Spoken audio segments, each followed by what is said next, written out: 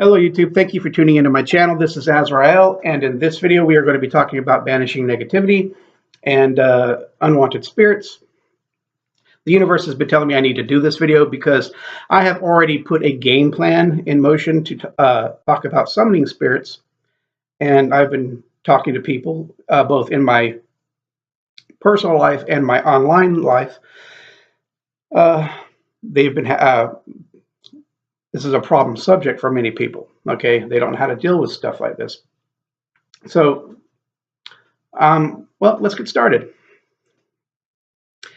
Every system of folk magic and religion has a system to take care of this kind of problem. Because most people, they focus on how to, they don't necessarily learn the why, right? Especially when you're summoning spirits.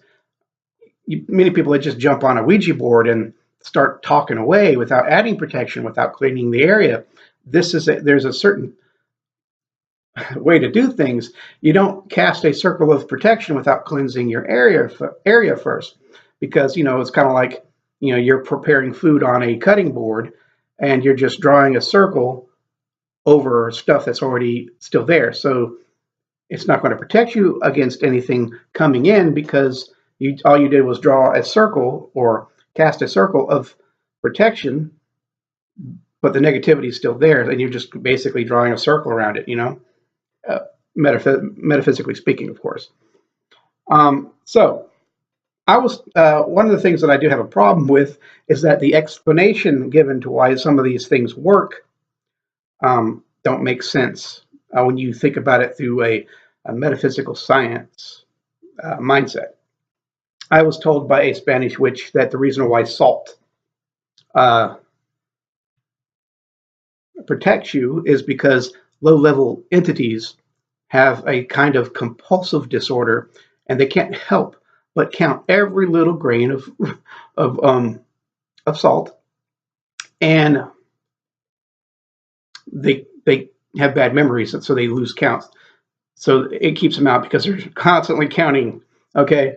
As I'm not trying to make fun of anybody's belief, but this, if you think about it, just because an entity is low level does not mean that they would suffer from this problem. And if they did, not all of them obviously would suffer the same way. And so, by the way, this exists also in like European traditions to protect you against vampires. A lot of people would toss sunflower seeds or grains of rice outside their window because the vampire would have to count and lose count.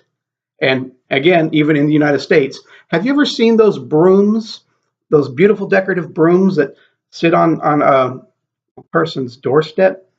Believe it or not, most people don't really know where that came from. It's pretty, but it actually came from a magic tradition, because the same concept floats around, which is the witch or the hag that rides your dreams at night, according to some traditions here, even in the U.S.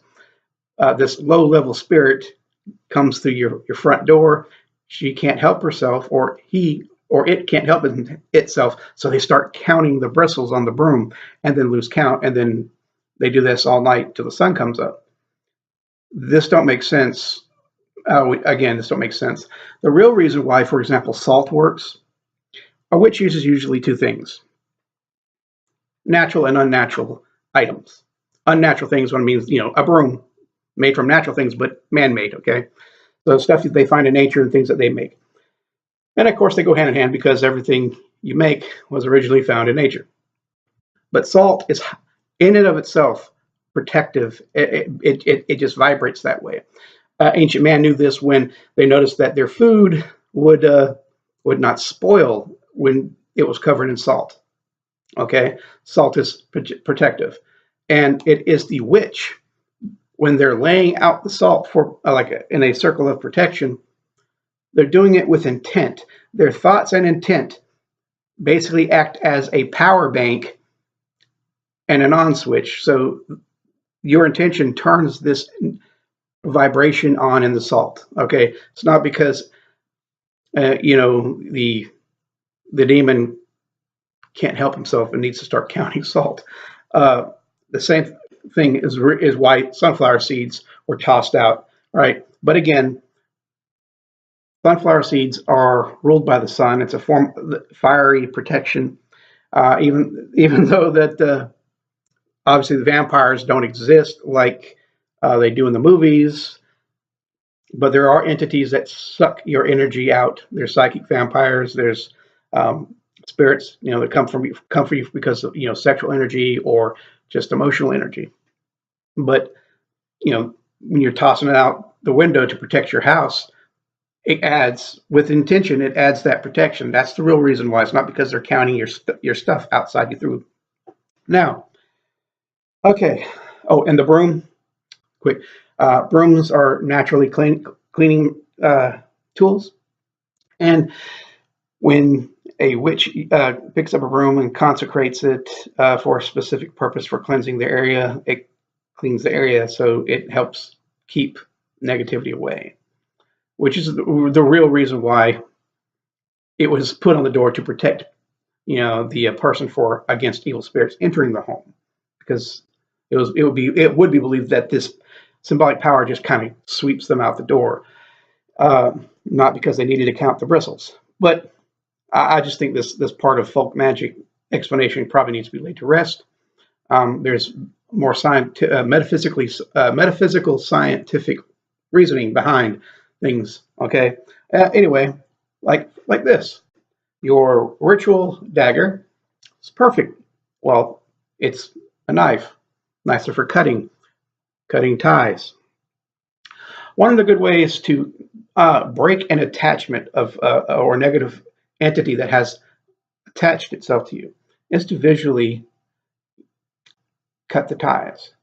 All right, this is a very simple. It's so simple, you know. A lot of people don't don't want to think that it works because it's so simple. But in truth, sometimes the most simple technique is one of the most powerful techniques.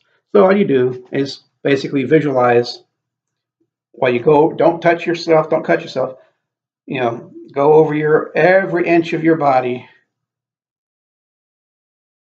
You know, visualizing any negativity that you know that's attached to you. Imagine those cords being cut, those chains or those ropes being cut by your will. And again, every aspect of your body feel that negativity cut off and be released, and see it float off. Or the spirit, if you think that you're being attached by a spirit, see that spirit floating off. If this is an attachment, okay.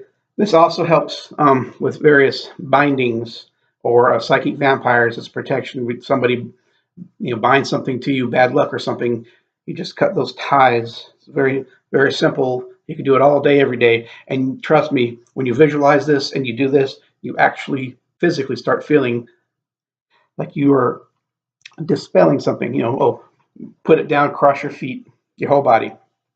Okay. And you can also have somebody else help you with that. Now, banishing, most witches and even non-witches smudge. They burn incense. You don't. You have to burn sage. You don't necessarily have to be sage. It could be other forms of high vibrational incense that actually work as, you know, protection, just like the sage. Sandalwood is a good. Dragon's blood mixed with sandalwood or cinnamon. They're all protective incenses. Frankincense and myrrh.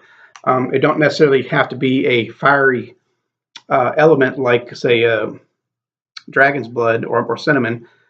You know, it's high vibrational. It's high vibrational, and it's, you know, rose petals, burning rose incense can help you because it is also protective, and it invites beneficial spirits. For example, you Catholics out there know, or Catholic witches out there know, that floral scents like roses often are associated with the Virgin Mary and her presence.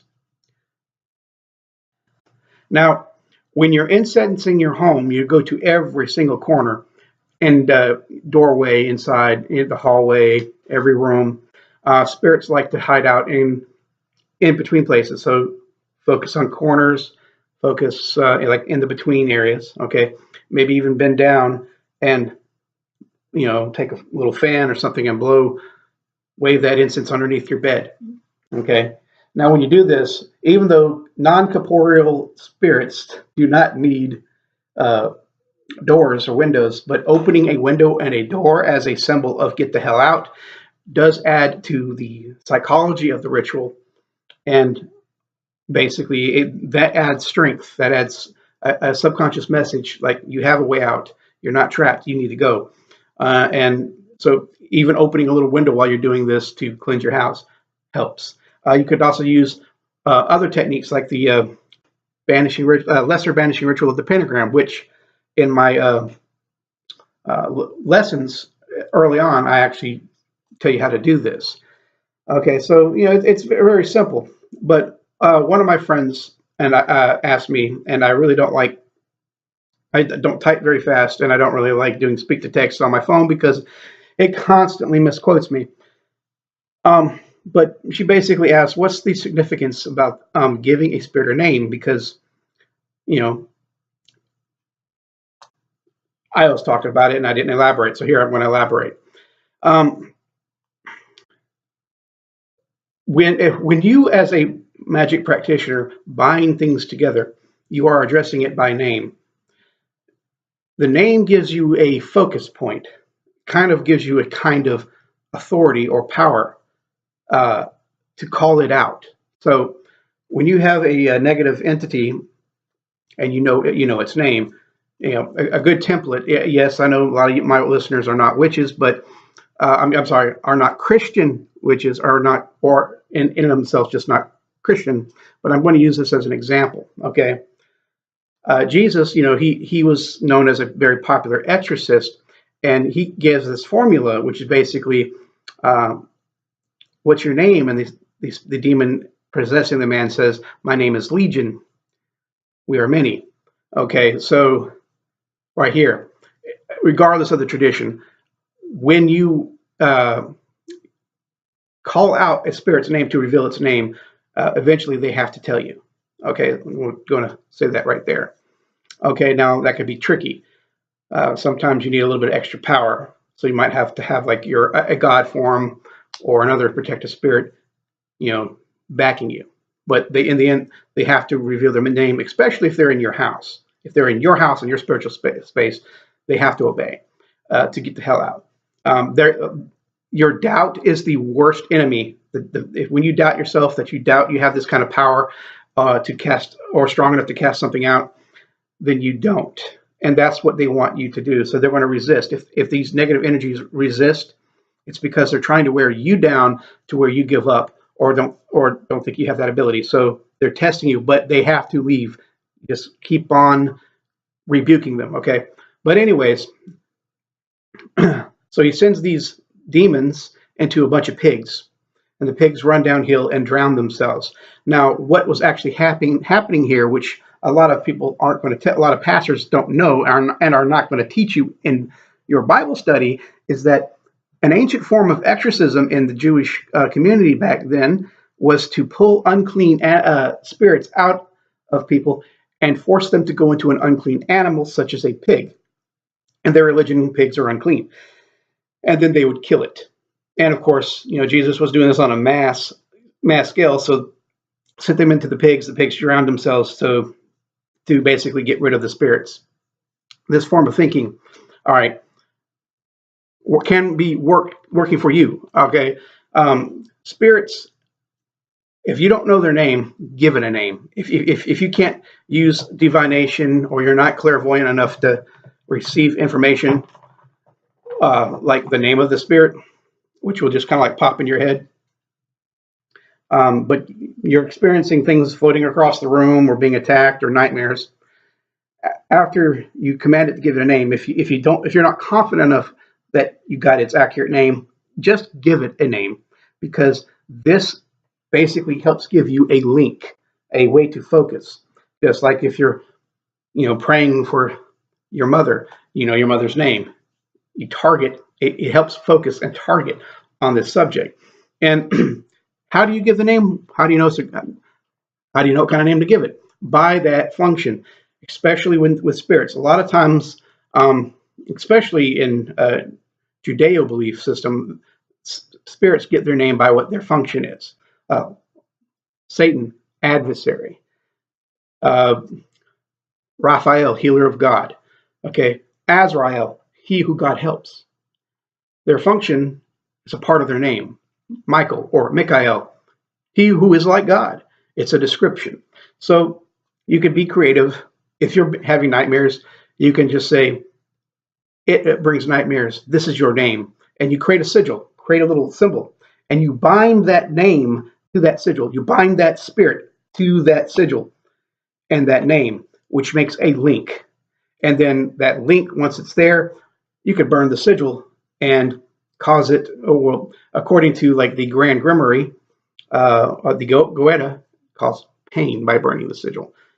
It's a way of attacking the spirit to force it to do something or get out of your house. Okay. And again, when you do this, see, it doesn't matter if you know what the spirit looks like, just imagining that a spirit is leaving your house is actually strong enough to create enough energy to make it leave the house, regardless if it looks identical to what you're picturing it is. But of course, if you're clairvoyant enough, these things will also come to you. And if you are a ceremonial magician, when you command it through the various God names to reveal its name, you can just use that name or and kick it out your house. All right, but that is the significance of the name, is that the name literally helps give you your mind a focus point on something that's not physical. And when you give a name to something that what it's doing, it's another way to kind of shorten the list. Like my name is Azrael. There's several different Azraels out there on YouTube and Facebook and in real life. There's actually people named Azrael. So if the name helps give you focus, but a name that gives a description or a title narrows that down. And so it's just a way to get your mind to focus and focus on one specific entity instead of, 100 different Azraels. Azrael, the angel of melancholy, is the one I am hinting at. Or this evil spirit that is doing something, attacking me at night, and giving me nightmares. Yeah, so that's actually it's really that simple. So, and of course, in the ancient world, when you had a name of something, it helped give you power over it. It's the same, literally the same thing. So you already know the answer to this question. You already knew the answer to that. And moving on, this video is long enough, so I gave you a few. One more thing is visualize white light. Okay, coming down, entering your body, and just let that powerful white light, warm or hot white light, radiate out of your body, and literally visualize the negativity in whatever way you visualize it burning away and being pushed out, and see that light get bigger and bigger and bigger. These are basic. What this does is actually you start spiritually channeling white light, which is at a higher vibration. And much like a good way to think of this, when you do incensing and so forth, it's like you're in a room. This environment is conducive to human life. Somebody throws a bomb of tear gas. It's no longer conducive. You have to go.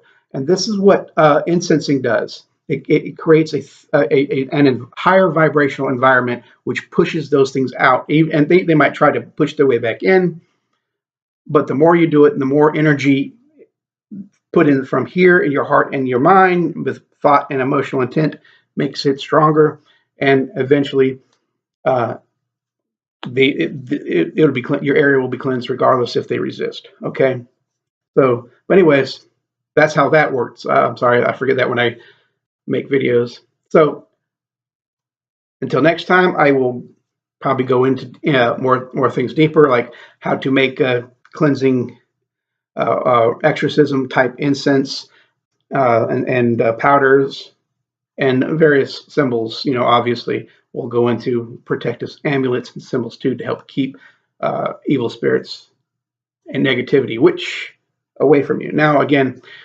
negative spirits or negative energy Could be just that. It could be a natural spirit, or it can be absolutely just like a residue, kind of like a dirt or grime, spiritual grime. So you have two forms of negativity. You have conscious and unconscious negativity.